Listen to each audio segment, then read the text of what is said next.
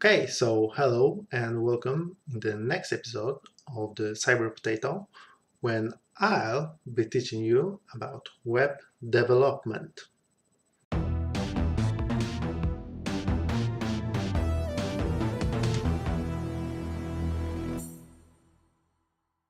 Okay, so now to learn about the web development, we have start from the very basics.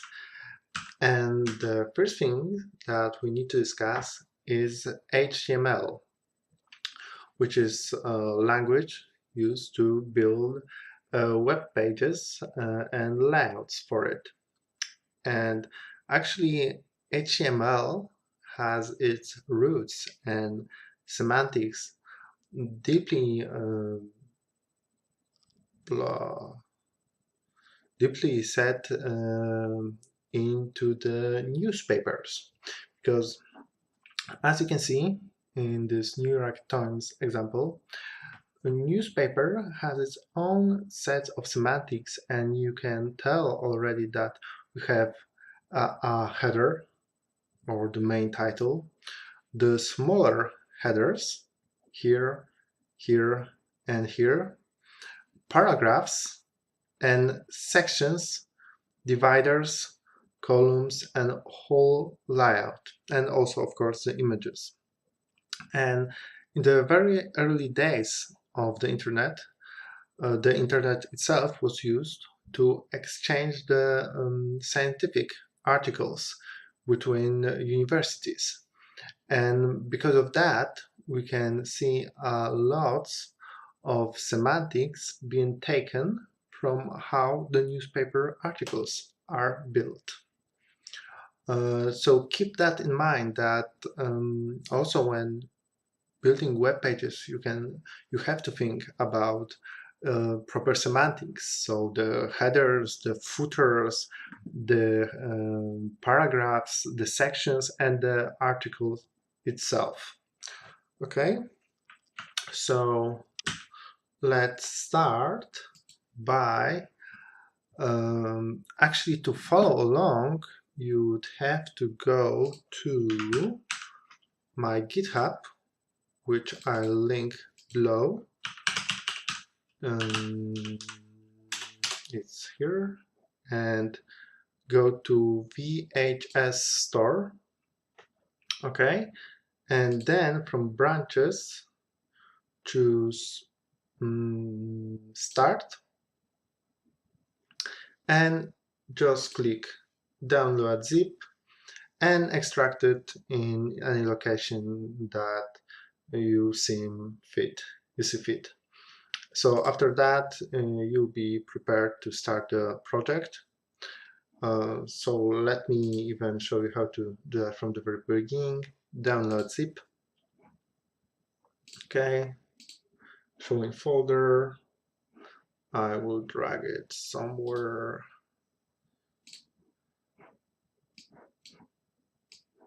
Here. For example, projects, or I don't know, create a folder called development. That also works, and just take it here and extract all to VH. Okay, we're good. Then open Visual Studio Code or any other editor that you decided to use. Open folder, go to development, VH Store start. It shouldn't be nested. Let me just fix that real quick.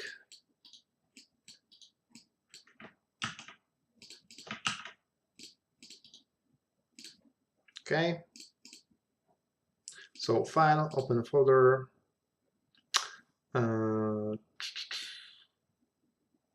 here and here, and we're good to go. Okay, back to the business at hand. Every single web page starts with a file called, maybe bump it up a little, index HTML. The name is taken, like I said, from set of articles because the index was the starting site, so it was like a list of all other articles in that given web page that you can move through. And historically, that's why the index HTML is the first site that we're actually building. And to start off, I can just type HTML, and as you can tell, Visual Studio Code is already trying to guess what I need. And I will be taking HTML 5, pressing enter. And I can see that some code was auto-generated for me. So we can already see some code being auto-generated for us. And as you can see, the HTML is just a set of tags. And there are two types. Well, there are many types of tags, but there are two genres, let's say. One is a situation when you have opening tag and some content in it, for example, something like that. And then there are tags that are auto-closing or don't need the closing tag at all. So they're just standing by themselves. But for the most part, we have opening tag and closing tag. And the difference is that the closing tag has this forward slash before the name of the tag. Okay, so let me just open it really quickly. Okay, so I can already see that my site, when I open it in Chrome, is already working and displaying some content. So that's our first site. Yay. Okay, let's go through what is actually happening right here. So this doc type thing is pretty much historical, but it actually tells the browser what type of document the browser will be parsing, because there are other types, like for example HTML document. Then we have the first tag that every site has to have, and it's HTML. And here you can see that tags can have attributes, and these attributes can have values. Typically, we specify values as a string with the double semicolon, with double quotes, sorry. And here we specify that the language used in the site is English, which is nice information to have if you're doing search engine optimization.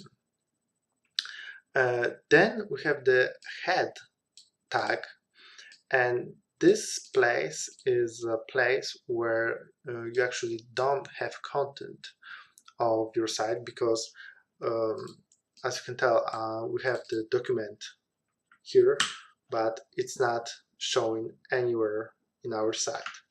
Now, the head is actually the place where you specify the information about your site rather than its content.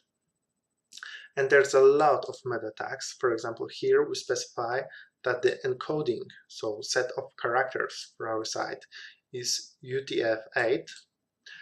Then we specify the viewport for our site, because of course there are many viewports. There are different resolutions of screens, but pretty much this is the standard that we use nowadays. So that's why it got auto-generated. And this is rather historical stuff, is Microsoft thingy to support the Internet Explorer. It's not really important. We can go without it. I will link into the description more precise description of that tag, but it's not important. What actually we can change in the beginning is the title of our document, and this is this stuff, this thing you see right here. And what we'll be building is actually something like VHS Store. So we will build some simple site resembling VHS Store. And whoops, double whoops. Now that I have changed it and saved the file, okay, remember to save your file. The shortcut is Ctrl S to quickly save the file. If you change something, you can see the dot here in Visual Studio Code, meaning you didn't save your file. And also, I believe here, yeah, also here are unsaved files. So remember to save your file. And now, if I go back there, you can see after I'll reload the page, I can do it by clicking here or by using the shortcut on keyboard, and it's Ctrl R. Okay, now it says VHS Store. Okay, so that's good. Let me go back. Okay. What else? Oh, okay. If I'll make it into the P, so this is the paragraph tag. If I can, oops, sorry, if I can just, no.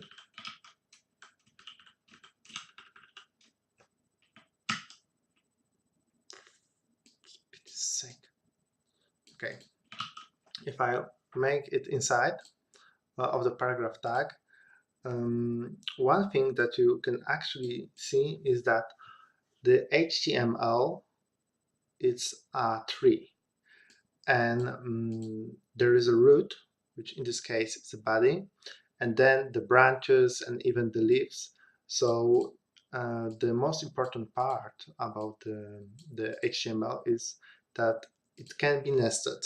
So for example, if I want to change the display a little bit of my text, I can use strong and type, I don't know, cool VHS from 80s. And now I can see that this is now bold, as we call it. So it looks heavier and thicker than the rest of the text. Okay. Okay, let's start this stuff by bringing in some media. So, of course, no site would be complete without some cool images.